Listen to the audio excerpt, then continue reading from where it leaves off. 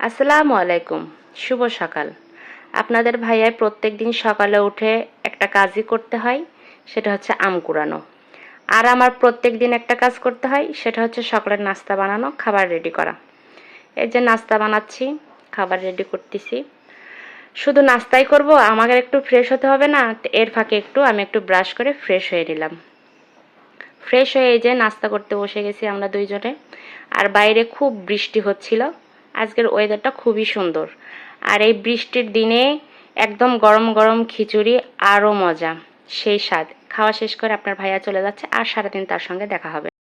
আসসালামু আলাইকুম। শুভ সকাল।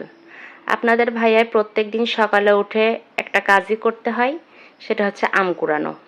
আর আমার প্রত্যেক দিন একটা কাজ করতে হয়, সেটা হচ্ছে সকালের নাস্তা বানানো, খাবার রেডি করা। এই যে নাস্তা বানাচ্ছি, খাবার রেডি করতেছি। শুধু নাস্তাই করব, আমাকে একটু ফ্রেশ হতে হবে না? এর ফাঁকে আমি একটু ব্রাশ করে ফ্রেশ হয়ে নিলাম। ফ্রেশ হয়ে এই যে নাস্তা করতে বসে গেছি আমরা দুইজনে। আর বাইরে খুব বৃষ্টি হচ্ছিল।